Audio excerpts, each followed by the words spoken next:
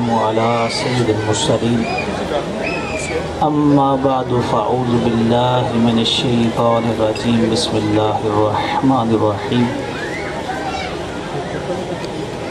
درود پاک میں پڑھوں گا تو آپ نے میرے ساتھ مل کر درود پاک پڑھنا ہے۔ الصلاۃ والسلام علیک یا رسول اللہ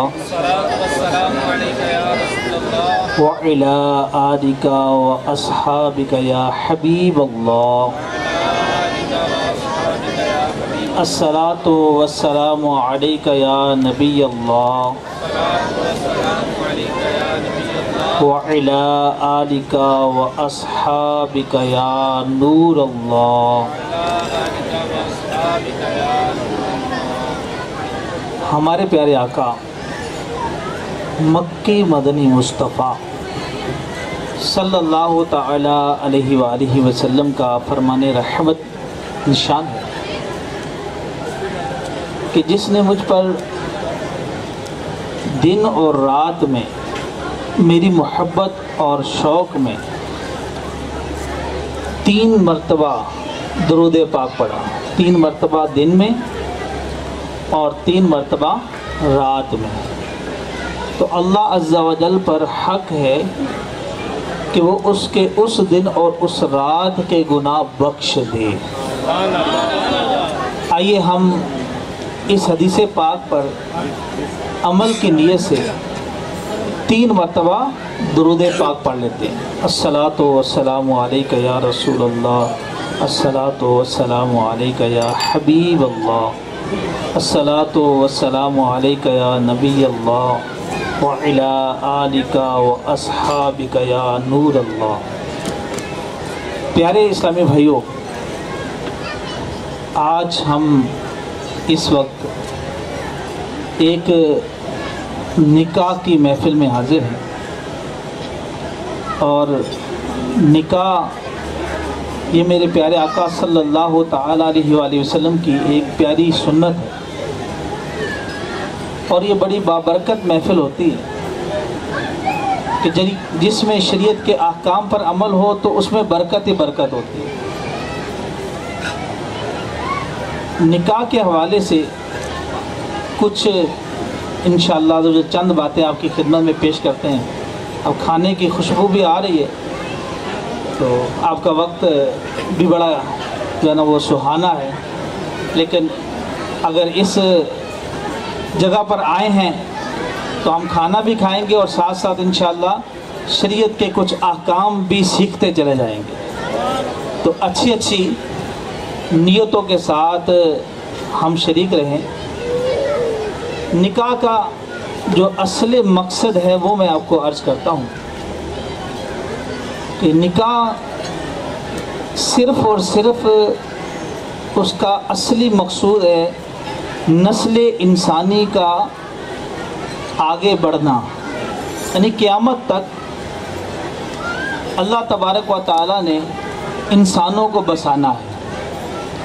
تو اب قیامت تک انسان آئیں گے، تو اس انسانیت کی بقا کو آگے بڑھانے کے لیے یہ نکاح کی سنت ادا کرتے ہیں ہم۔ البتہ اس کے اور بھی پھر بندہ جتنی نیتیں کرتا چلا جائے گا اتنا ہمارا ثواب بڑھتا چلا جائے گا۔ تو اصل مقصد ہے اولاد کا حصول، اور پھر ضمناً حرام کاموں سے بچنا، اور پھر جو اولاد پیدا ہوگی اس کی تربیت کرنا۔ اگر وہ بچپن میں فوت ہو جائے تو بھی ہمارا فائدہ ہے، اور اگر بڑے ہو جائیں، جیسے ہم میں سے ایک تعداد جو بڑی ہو چکی ہے اور ہماری ایک تعداد جو بچوں والے ہیں۔ احیاء العلوم میں کتاب النکاح کے اندر ایک بہت ہی پیارا واقعہ عرض کرتا ہوں کہ ایک بزرگ، ان کو محلے والے کہتے تھے کہ آپ نکاح کریں، تو وہ بزرگ ان کو جو ہے نا وہ محلے والے کہتے تھے حضرت آپ نکاح کر لیں، وہ نکاح نہیں کرتے تھے۔ ایک دن صبح اٹھے اور کہنے لگے کہ میرا نکاح کیجیے، اور محلے والے خوش بھی ہوئے، انہوں نے کہا کہ حضرت ہم تو پہلے سے ہی کہہ رہے تھے آپ نکاح کر لیں. تو پھر انہوں نے بتایا کہ میں نکاح کیوں کرنا چاہتا ہوں کہ آج رات میں نے خواب دیکھا قیامت قائم ہو چکی ہے اور لوگ پیاس میں مبتلا ہیں. میں بھی بڑی شدت سے پیاس محسوس کر رہا تھا. لوگ پیاس سے ہلاک ہوئے جا رہے تھے. تو میں نے دیکھا کہ ایک طرف کچھ بچے ہیں چھوٹے چھوٹے, وہ کچھ لوگوں کو پانی پلا رہے ہیں. تو میں ان کے پاس پہنچا کہ مجھے بھی پانی شاید مل جائے. تو میں نے آگے بڑھ کر کہا کہ مجھے بھی پانی پلا دیجیے. تو وہ چھوٹے بچے کہنے لگے کہ معذرت کے ساتھ ہماری یہاں جتنے بچے ہیں ان کی ڈیوٹی اپنے والدین کو پانی پلانے پڑے. تو ہمارے ہم جو نابالغ حالت میں دنیا سے فوت ہو گئے تھے, رخصت ہو گئے تھے, ان بچوں کی ڈیوٹی ہے کہ ہم اپنے ماں باپ کو پانی پلائیں گے. تو لہٰذا چونکہ آپ ہمارے والد نہیں ہیں تو اس لیے ہم آپ کو پانی نہیں پلا سکتے. تو یہ بزرگ فرماتے ہیں کہ میری آنکھ کھل گئی, بیدار ہوا. تو پھر اس لیے میں نکاح کرنا چاہتا ہوں کہ اب میں نکاح کروں گا, میرے بچے پیدا ہوں گے, میری اولاد ہوگی. اگر وہ نابالغ حالت میں دنیا سے رخصت ہو گئی تو مجھے کل قیامت والے دن وہ پانی پلائیں گے. یعنی اگر جیسے آج کل بھی نا چھوٹے بچے فوت ہو جاتے ہیں تو ہمارا دل تو اداس ہوتا ہے, ظاہر ہے ہم ممتا ہے, ہم والد ہیں, ہم ماں باپ کو پیار ہوتا ہے. سب سے زیادہ اولاد کو ماں باپ پیار کرتے ہیں. تو اولاد یعنی نکاح کرنا بھی ایک نعمت ہے, اس سے اولاد حاصل ہو جانا. اگر وہ نابالغی حالت میں فوت ہو جائے گی تو اپنے والدین کا ہاتھ پکڑ کر انہیں جنت میں لے جائے گی. اور اگر بڑے ہو گئے, بالغ ہو گئے, جیسے ہم میں سے ایک تعداد بالغ ہو گئے, اگر ہمارے ماں باپ نے ہماری اچھی تربیت کی تو ہم اپنے والدین کے لیے صدقہ جاریہ بنیں گے. حدیث پاک میں فرمایا کہ 3 اعمال مرنے کے بعد کام ہیں, 3 اعمال مرنے کے بعد بھی جاری رہیں گے, باقی سب ہمارے اعمال ختم ہو جائیں گے. ان میں سے ایک عمل کیا ہے کہ آپ مسجد بنا دیں, مدرسہ بنا دیں, جامعہ بنا دیں, آپ کنواں کھدوا دیں, درخت لگا دیں, عیدگاہ بنا دیں, جنازہ گاہ بنا دیں, قبرستان بنا دیں. یہ ہے اوقاف. تو جو اوقاف ہوتا ہے اس کا ثواب جو ہے نا وہ مرنے کے بعد بھی ملتا ہے. 3 باتیں جو ہے نا وہ حدیث پاک میں فرمایا کہ وہ باقی رہیں گی, باقی سب کیا ہو جائے گا, ختم. وہ 3 باتوں میں سے ایک بات کیا ہے, صدقۃ جاریۃ. مل کے بولیں, سارے بولیں ذرا, صدقۃ جاریۃ, یعنی جاری رہنے والا صدقہ. جیسے ابھی ہم یہ پانی آیا نا, یہ پانی صدقہ ہے. پانی پی لیا تو پلانے والے کو کیا ملے گا, ثواب ملے گا. پلانے والے کو ثواب ملے گا. اور اگر ہم مسجد بنا دیں, مسجد کی تعمیر میں حصہ لے لیں, جامعۃ المدینہ کی تعمیر میں, مدرسے کی تعمیر میں, ہم قبرستان کی تعمیر میں یا اس کی زمین کے اندر اپنا حصہ شامل کر دیں, کچھ پیسے شامل کر دیں, یا ساری زمین ہی ہم مسجد کے لیے وقف کر دیں, تو یہاں ملے گا ثواب اور وہاں کیا ملے گا, ملتا ہی رہے گا ثواب. یعنی وہ ختم نہ ہونے والی بات. اس کو کہتے ہیں صدقۃ جاریۃ, جاری رہنے والا ثواب. تو اسی طرح فرمایا دوسرا عمل کیا ہے, وہ ہے کہ آپ حافظ قرآن بن جائیں,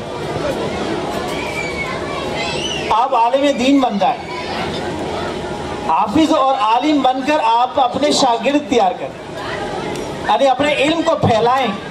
تو یہ علم ینتفع بہ یا علم ینتفع بہا, کہ وہ علم جس سے نفع حاصل کیا جائے تو وہ علم اس بندے کے لیے, اس حافظ کے لیے, اس قاری کے لیے صدقہ جاریہ ہے, یعنی رہنے والا ثواب, جاری ثواب. اور تیسرا کیا ہے, اولاد. والد صالح, نیک اولاد. کہ اگر ہم اپنی اولاد کی اچھی تربیت کر جائیں گے, ان کو نیک بنا کر ہم دنیا سے جائیں گے, تو اب نماز وہ پڑھیں گے، ثواب کس کو ملے گا؟ امی ابو کو۔ صدقہ وہ کریں گے، پانی وہ پلائیں گے، کھانا وہ کھلائیں گے، ثواب کس کو ملے گا؟ امی ابو کو ملے گا، والدین کو ملے گا۔ تو نکاح کا اصل مقصود کیا ہے؟ اولاد کا حصول۔ اولاد پیدا ہو گئی، اب وہ نابالغی حالت میں دنیا سے جاتی تو بھی فائدہ، اور بڑے ہو گئے اور ان کی اچھی تربیت کر دی تو بھی فائدہ۔ تو اللہ تبارک و تعالی ہم سب کو اس نکاح والی محفل کی برکتوں سے مالا مال فرمائے۔ تو یاد رکھیے گا، نکاح کرنا سنت ہے۔ نکاح کرنا کیا ہے؟ سنت ہے۔ حدیث پاک میں فرمایا النکاح سنتی، نکاح میری کیا ہے؟ سنت۔ ومن راغب عن سنتی، کہ جو میری سنت کو ادا نہ کرے، پھر جائے، سنت کی طرف مائل نہ ہو، فلیس منی، وہ مجھ سے نہیں۔ اچھا، نکاح کرنا یہ سنت کب ہے؟ جب حالت اعتدال کی ہو۔ حالت کیا ہو؟ معتدل ہو، یعنی آپ خرچہ بھی گھر والوں کا اٹھا سکتے ہو، یعنی اب آپ کا نکاح ہونے جا رہا ہے تو خرچہ بھی دے سکتے ہو، آپ اس کو رہائش بھی دے سکتے ہیں، اس کے حقوق بھی ادا کر سکتے ہیں۔ تو اب ایسی صورتحال میں آپ کا نکاح کرنا سنت ہے۔ اگر اب ایسی حالت میں بندہ نکاح نہ کرے تو گناہگار ہوگا، سنت کی ادائیگی سے وہ پھر رہا ہے۔ اچھا، بعض اوقات نکاح کرنا یہ فرض بھی ہوتا ہے۔ مثال کے طور پر اگر ایک شخص ہے جس کو یہ خبر ہو جائے، جس کو یہ معلوم ہو جائے، جس کو یہ یقین ہو جائے کہ اب میں نے نکاح نہ کیا تو میں حرام کام میں جا پڑوں گا، اس کو یقین ہو گیا تو اب اس کے اوپر نکاح کرنا فرض ہو چکا ہے۔ اگر یقین کی حد تک نہیں ہے لیکن گمان ہے کہ میں شاید گناہ کر بیٹھوں تو بھی اس پر نکاح کرنا واجب ہے۔ اچھا، اگر اس کو حالات اچھے ہیں، مناسب ہیں، تو اب نکاح کرنا سنت ہو گیا۔ اس کو یعنی غلط کام کرنے کا بھی نہ ظن غالب ہے، نہ یقین ہے، بلکہ ایک معتدل حالت ہے، اب اس کے لیے سنت ہے۔ اچھا، نکاح کرنا مکروہ بھی ہوتا ہے کہ اگر وہ خرچہ پانی نہیں اٹھا سکتا، اس کو رہائش نہیں دے سکتا، تو اب اس کا نکاح کرنا مکروہ ہے، اس کا نفقہ نہیں ادا کرنا۔ نفقے کے اندر 3 چیزیں آتی ہیں۔ نفقے میں آتا ہے لباس، کھانا اور رہائش۔ اگر ایک بندہ نہ کھانا، لباس اور رہائش، ان میں سے کوئی چیز کمی اس کی ہوگی اور وہ نہیں پوری کر سکے گا تو اب اس کا نکاح نہ کرنا یہ بہتر ہے کہ یہ تینوں چیزیں پوری کر سکتا ہے تو اس کے لیے نکاح کرے۔ اچھا، اب ایک شخص ہے جو کہ اپنی بیوی کے حقوق ہی ادا کرنے کے قابل نہیں ہے، ایسے شخص کا نکاح کرنا حرام ہو۔ تو اب نکاح کرنا کبھی حرام بھی ہوتا ہے، کبھی سنت بھی ہوتا ہے، کبھی مکروہ بھی ہوتا ہے، کبھی واجب بھی ہوتا ہے، کبھی فرض بھی ہوتا ہے۔ اور یہاں پر میں بالخصوص والدین سے عرض کروں گا کہ اپنے بچوں کی خبر رکھیں، کیونکہ ہمارے والدین، ان کی یہ ذمہ داری بنتی ہے کہ میرا بچہ اس وقت کون سی دنیا میں رہتا ہے، اس کی پوزیشن کیا ہے، کہ ایسا تو نہیں کہ اس پر نکاح کرنا فرض ہو چکا ہو، کیونکہ آج کل سوشل میڈیا کا دور ہے، موبائل ہمارے ہاتھوں میں ہوتا ہے، بندہ کہاں سے کہاں نکل سکتا ہے۔ تو لہذا والدین سے گزارش کروں گا کہ اپنی اولاد کی جو ہے نا وہ اس سنت نکاح والی ادائیگی میں تاخیر نہ کیا کریں۔ بچہ بالغ ہو گیا نا تو اب کوشش کریں اس کا رشتہ تلاش کریں اور نپٹائیں۔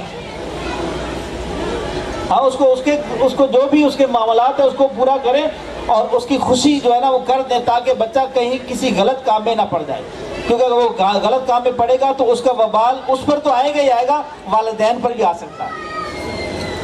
اچھا، نکاح کرنے سے اللہ تبارک و تعالی ہم سے راضی بھی ہوتا ہے، اور فرمایا جو تم میں سے نکاح کرنے پر قادر ہے، میرے آقا علیہ السلام کے فرمان کا خلاصہ ہے کہ جو تم میں سے نکاح کرنے پر قادر ہے اسے چاہیے کہ وہ نکاح کر لے، اور جو نکاح پر قدرت نہ رکھتا ہو اور اس کو جو ہے نا اب حکم کیا ہے کہ وہ روزے رکھے، کہ روزہ رکھنے سے شہوت ختم ہوتی ہے۔ تو لہذا آپ میں سے جو اس وقت اس پوزیشن پر ہیں کہ جو نکاح کی ایج میں پہنچے ہوئے ہیں لیکن ابھی تک ان کا نکاح نہیں ہوا، تو اگر ان کے اندر وہ جو 3-4 باتیں نا کہ کھانا دے سکتے ہیں، رہائش دے سکتے ہیں، ان کو وہ خرچہ پانی دے سکتے ہیں، تو اب ایسی صورتحال میں اگر وہ ان کے پاس جو ہے نا وہ نکاح کر لیں، اگر اسباب سارے موجود ہیں نکاح کر لیں، اگر یہ اسباب آپ کے کم پڑ رہے ہیں لیکن شہوت کا غلبہ ہے تو پھر آپ کو چاہیے کہ آپ روزے رکھیں اور ماں باپ کے کان میں کہہ دیں کہ آپ میرے ساتھ بھلا کر دیں، میری پوزیشن یہ ہے۔ آج کل تو دور ایسا ہے کہ میں کہیں گناہ میں نہ پڑ جاؤں، اپنے والد صاحب کی کان میں جا کے نہ بول دے، کوئی مسئلہ نہیں، کیونکہ ہمیں حرام سے بچنا ہے، گناہ سے بچنا ہے۔ تو بچوں کو میں عرض کروں گا کہ وہ بھی ایک بول دیں کہ ہمارے ساتھ یہ پوزیشن ہے، ہماری نکاح کی ترتیب بنا دیجیے۔ بہرحال بہت سارے پھر آگے حقوق شروع ہوتے ہیں، میاں بیوی کے حقوق شادی ہونے کے بعد، تو اس کے اندر شریعت کا حکم ہے کہ علم حاصل کرنا چونکہ ہر مسلمان پر کیا ہے؟ فرض ہے۔ سارے مل کے بولیں کیا ہے؟ فرض ہے۔ تو جو نکاح کا ارادہ رکھ لے، یعنی نکاح کرنے کا سوچ لے کہ مجھے نکاح کرنا ہے، تو اب اس پر نکاح کے احکام سیکھنا بھی فرض ہو گیا، اس پر طلاق کے احکام سیکھنا بھی فرض ہو گیا، تو نکاح کے اور طلاق کے احکام سیکھیں۔ تو آپ میں سے جتنے بھی ایسے نوجوان ہیں جو اس نکاح کی ایج میں پہنچے ہوئے ہیں اور نکاح کرنا چاہ رہے ہیں، تو وہ اب ان کو چاہیے کہ یہ میرے ہاتھ میں کتاب ہے، اس کا نام ہے بہار شریعت۔ میرا دل تو تھا کہ میں آپ اس میں سے کچھ آپ کی خدمت میں چیزیں پیش کروں، لیکن چونکہ اب ٹیبل بھی ہے، کرسی بھی لگے ہوئے ہیں، کھانا بھی بالکل آپ کے جو نوک پر ہے، ادھر سے جیسے دعا ہونی ہے تو، اور پھر بھوک بھی ہو سکتا ہے آپ کو لگی ہو، تو اس لیے میں صرف اب آپ کو مشورہ ہی دوں گا کہ آپ یہ پڑھ لو۔ بالخصوص حضرت کو تو میں عبد الگزار بھائی اس کا نکاح کا باب ہے، یہ پڑھنا ہے آپ، ٹھیک ہے نا؟ ہاں، تو اس میں سے بلکہ جتنے بھی شادی شدہ ان کو بھی پڑھ لینا چاہیے، کیونکہ نکاح کے اندر جو ہے نا بہت سارے شرعی احکام ہیں، قرآن پاک کی آیات ہیں، احادیث مبارکہ ہیں، پھر آگے چل کر تو اس کے مسائل ہیں۔ ہمارے ہاں جو ہے نا وہ عموماً ایک مسئلہ میں عرض کرتا ہوں بڑا اہم ہے، جو نکاح کے موقع پر بعض اوقات نکاح ہوتا ہی نہیں۔ وہ کیا ہوتا ہے کہ آپ جب بچی سے نکاح کی اجازت لینے جاتے ہیں نا، تو عموماً کون جاتا ہے؟ یا ابو جائے گا یا بھائی جائے گا، ایسا ہی ہوتا ہے نا۔ وہ جا کر کیا کہتا ہے؟ جا کر یہ بولے گا کہ بیٹی میں آپ کا نکاح فلاں کے بیٹے فلاں سے اتنے حق مار کے بدلے میں کر دوں، کیا آپ کی اجازت ہے؟ تو بیٹی کہتی ہے جی ہاں اجازت ہے۔ یا بھائی جا کر بولے گا کہ آپ کا نکاح فلاں کے بیٹے کے ساتھ اتنے حق مار کے اندر کر دیا جائے، کیا آپ کی اجازت ہے؟ تو بیٹا کیا، بھائی کیا کہتا ہے؟ بہن کہتی ہے کہ اجازت ہے۔ اچھا، اس نے جملہ کیا بولا کہ میں آپ کا نکاح فلاں کے ساتھ کر دوں؟ تو اب یہ آگے جا کر مولانا صاحب کو کہتا ہے جی نکاح پڑھاؤ۔ اب مولانا صاحب کہتے ہیں کہ میں نے اپنی موکلہ کا نکاح اتنے حقمار کے بدلے میں فلاں کی بیٹی کے ساتھ تمہارا کر دیا، تم نے قبول کیا؟ اب یہ کہہ رہے قبول کیا، دولہا کہے گا قبول کیا۔ اچھا، اب نکاح پڑھایا کس نے؟ مولانا صاحب نے پڑھایا، قاری صاحب نے نکاح پڑھایا، تو اجازت کس نے لی تھی؟ ابو نے۔ ابو نے اجازت قاری صاحب کے لیے تو لی نہیں، وہ تو مطلقاً کہہ کے آیا کہ میں آپ کا نکاح کر دوں، آپ مجھے بیٹا اجازت دیتے ہو؟ تو اب یہ نکاح کہلائے گا نکاح فضولی۔ اب یہ آپ نام بھی زندگی میں پہلی مرتبہ سن رہے ہوں گے کہ فضولی بھی ہوتا ہے کوئی نکاح۔ تو اب ایسا فضولی نکاح ہو تو اب اس کے منعقد ہونے کے اندر بہت ساری آگے مسائل ہیں۔ اچھا، ایک مرتبہ جو ہے نا میں دولہا کے ساتھ بیٹھا ہوا تھا اور ادھر سے قاری صاحب بھی آگے تو نکاح پڑھانے کے لیے، تو قاری صاحب نے کہا کہ بھائی دولہا میاں میں آپ کا نکاح کرنا چاہتا ہوں۔ کیا جو الفاظ بولے جا رہے ہیں، میں آپ کا نکاح کرنا چاہتا ہوں، کیا آپ نے قبول کیا؟ تو دولہا نے کہا کہ میں نے قبول کیا۔ تو پھر میں نے قاری صاحب کو کہا حضور اب آپ نکاح پڑھا دیں، ابھی آپ چاہ رہے ہیں، ابھی آپ نے نکاح پڑھایا نہیں۔ تو میں نے کہا ماضی کے جملے بولیں کہ میں نے آپ کا نکاح کر دیا، وہ کہ میں نے قبول کر دیا، یا میں نکاح کرتا ہوں، وہ کہ میں قبول کرتا ہوں۔ میں کہ چاہنے سے نکاح نہیں ہوگا، کرنے سے نکاح ہوگا۔ تو میں نے پھر قاری صاحب کو لقمہ دیا تو قاری صاحب نے وہ اپنا جملہ صحیح کر لیا۔ تو بہرحال ہمیشہ جب بھی آپ کے، چونکہ آپ سب ہم بہن بھائیوں والے، ہم باجیوں والے، بیٹیوں والے یہاں بیٹھے ہیں، تو جب بھی آپ نے کبھی نکاح کی اجازت لینی ہو تو ڈائریکٹ قاری صاحب کے نام پر اجازت دیں، مولانا صاحب کے نام پر اجازت دیں، یعنی یہ بول لیں کہ بیٹا آپ کا نکاح قاری صاحب پڑھا دیں، کوئی بھی قاری صاحب پڑھا دیں، جو بھی نکاح خواہ ہوگا وہ نکاح خواہ آپ کا نکاح پڑھا دے فلاں کے بیٹے سے اتنے حق مار کے بدلے میں۔ کیا آپ اجازت دیتی ہیں کہ آپ کا نکاح کوئی بھی پڑھا دے؟ اب وہ کہہ دی میں دیتی ہوں اجازت۔ اب یہ آ کر کیا کہیں، یہ آ کر کہے کہ قاری صاحب آپ کے لیے اجازت لے لیے، اب آپ نکاح پڑھائیں۔ اب قاری صاحب اس کو کہے کہ میں نے اپنی موکلہ کا نکاح کر دیا۔ اب یہ ایک مسئلہ ہے، تو بہت سارے مسائل پھر طلاق کے مسائل، تو طلاق کے مسائل بھی سیکھنا فرض ہے۔ بعض اوقات ہم اپنی اولاد کو کہہ رہے وہ مان نہیں رہا نا، بات ہی نہیں سنتا، بات ہی نہیں مانتا، آگے لڑائی کرتا ہے، جھگڑتا ہے، تو ہم کہتے ہیں کہ لگتا ہے تو حرامی ہے۔ اپنی اولاد کو کیا کہہ رہے ہوتے ہیں؟ لگتا ہے تو حرامی ہے۔ تو ذرا غور کریں، کیا تمہارا جو ہے نا وہ جو نکاح ہوا تھا وہ تو چلو صحیح ہو گیا ہوگا، یا تو نکاح پر غور کر لو، اور یا پھر نکاح کے بعد کوئی ایسی بات نہ کر دی ہو۔ کیونکہ ہم جو ہے نا جس طرح نکاح کہتے ہیں نا، میں نے تجھے طلاق دی، میں نے فلاں کو طلاق دی، میں نے تجھے آزاد کر دیا، تو مجھ پر حرام ہے، اٹھ نکل دفع ہو یہاں سے، اپنا بوری بستر سمیٹ، اس طرح کے 100 سے زیادہ جملے ہیں جن جملے سے عورت کو طلاق واقع ہو سکتی ہے۔ تو لہٰذا ہم اگر الفاظ ہی نہیں سیکھیں گے، ہمیں پتہ ہی کوئی نہیں ہے کہ کون سے لفظ سے کیا بولنا ہے، تو ہمارے منہ سے نکلی ہوئی، ہماری زبان سے نکلی ہوئی جو نا بات، کہیں ایسا نہ ہو کہ وہ طلاق ہو چکی ہو اور وہ واقعی جو اولاد پیدا ہوئی وہ حرام کی ہو، جو آج ہم سے لڑائی کر رہی ہے، جو آج ہم سے جھگڑا کر رہی ہے۔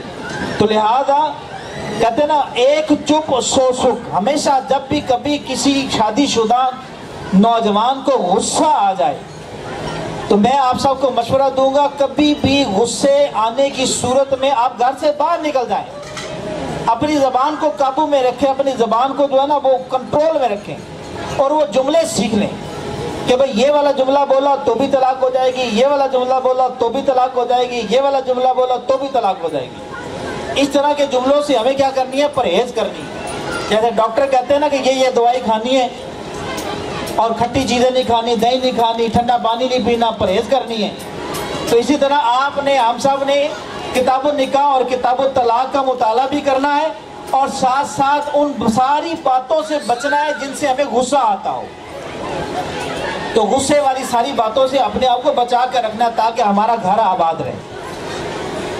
تو الحمدللہ عز و جل آج کے اس پرفتن دور میں دعوت اسلامی کا مشکبار میٹھا میٹھا مدنی ماحول ہے، جو ہمیں بجاہ نبی الامین صلی اللہ تعالی علیہ وآلہ وسلم اجمعین انشاءاللہ عز و جل ابھی ہم صحرا پڑھیں گے، تو سب اسلامی بھائی میرے ساتھ کھڑے ہو جائیں اور صحرے میں شامل ہو جائیں، اور صلاۃ و سلام پڑھیں گے، پھر دعا ہوگی، اور دعا کے بعد انشاءاللہ آپ کو طعام بھی پیش کیا جائے گا۔ دولہا بنا خوش نما پھولوں کا اس کے سر پہ ہے صحرا سجا، خوش نما پھولوں کا اس کے سر پہ ہے صحرا سجا، دولہا بنا صحرا سجا، مبارک ہو مبارک ہو مبارک ہو مبارک ہو تمہیں گلزار قادری، مبارک ہو مبارک ہو، آج ہے دولہا بنا، آج ہے دولہا، ان کی شادی خانہ آبادی ہو رب مصطفیٰ، ان کی شادی خانہ آبادی ہو رب مصطفیٰ، از پائے غوث الورا بہر امام فضل رب سے آج عبدالگلزار ہے دولہ بنا تو صدا رکھنا سلامت ان کا جوڑا یا خدا تو صدا رکھنا سلامت ان کا جوڑا یا خدا کوئی بھی جھگڑا نہ ہو آپس میں رب الاولا کوئی بھی جھگڑا پھڈا نہ ہو آپس میں رب الاولا دولا بنا سہرا یہ میاں بیوی رہے جنت میں بھی ایک جائے خدا یہ میاں بیوی رہے جنت بھی ایک جائے خدا یا الہی ہے یہی عطار کے دل کی دعا آمین یا الہی ہے یہی ماں باپ کے دل کی دعا بہن بھائیوں کے دل کی دعا ہم سب کے بھی دل کی دعا آمین بجاہ النبی الامین صلی اللہ تعالی علیہ وسلم طلع البدر علينا من سنيعة الوداع وجب الشكر علينا ما دعا لله داعي يا حبيبي يا رسول الله يا نبي سلام عليك يا رسول سلام عليك يا حبيب سلام عليك صلوات الله عليك استوفیل وہ تے آزم گنج بخش فیض عالم صدقہ امام اعظم دور ہو سب ہی کے رنجو غم یا حبیبی یا رسول اللہ یا نبی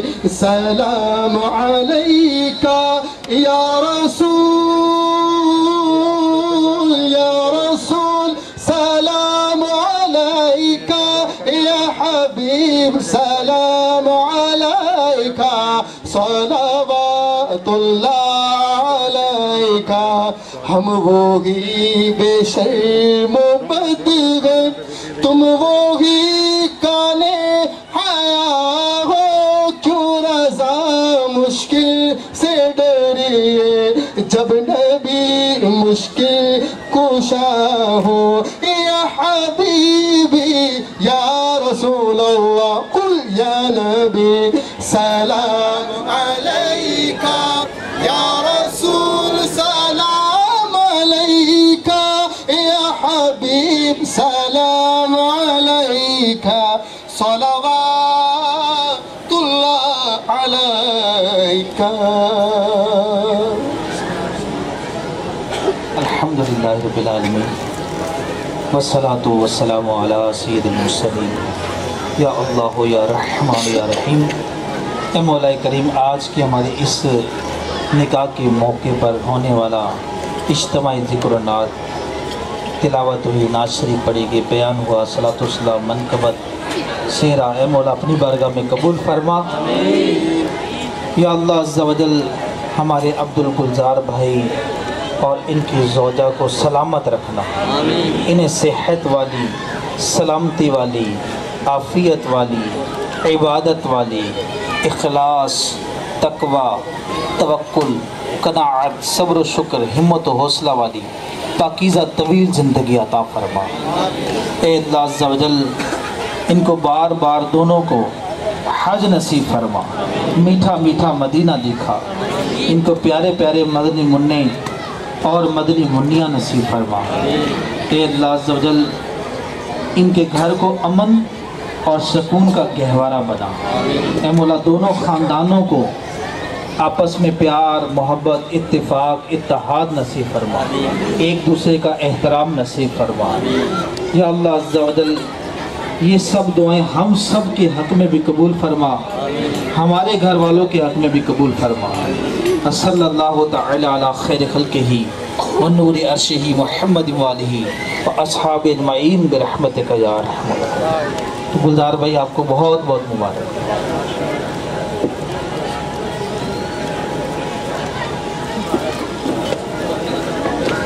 सबको मुबारक।